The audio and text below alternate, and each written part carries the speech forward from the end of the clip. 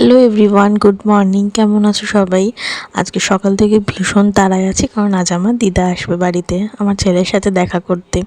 সকালবেলাটা ছাতুই খেয়েছিলাম, আর আমার দুষ্টুর আসার আগে মোটামুটি আমার রান্নাবান্না অনেকটা এগিয়ে গেছিলো। আর আমার তো মাথায় হাত হয়ে গেছে, দিদা এই সমস্ত কিছু নিয়ে এসেছে। আমি বলেছিলাম মিষ্টি আনতে হবে না, শুধু ছেলের জন্য দুধ আনবে, আর তার বিনিময়ে এত কিছু দেখতে তো পাচ্ছই তোমরা। মসুর ডাল, গোবিন্দভোগ চাল বলেছে ছেলেকে বানিয়ে খাওয়াবি। এই সমস্ত গল্প করতে করতে বেলাও হয়ে গেছে, আমার দুষ্টুও হাজির হয়ে গেছে। ওকে খাইয়ে দাইয়ে স্নান করিয়ে আমরা খেতে বসেছি, আর বাধ্য হয়ে আমাকে একটু ভাত নিতে হয়েছে। দিদি এত বকা দিয়েছে, এত বকা দিয়েছে, যেই কারণে আমি না করতে পারিনি। যাই হোক, দুজন মিলে খাওয়া দাওয়া করেছি, আর অরিজিৎ তখনও আসেনি। ওর আসতে অনেকটা বেলা হয়ে গেছিলো, যেই জন্য ওটা রেডি রেখেছিলাম। আর দিদাকে বলেছিলাম একটু তুমি ময়দা মেখে দাও, কারণ দিদা খুব ভালো লুচির ময়দা মাখতে পারে।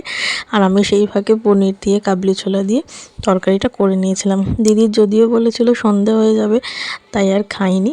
4টে লুচি আর তরকারি বাড়িতেও দিয়ে দিয়েছি, দিদি খেয়ে নেবে। Bye bye.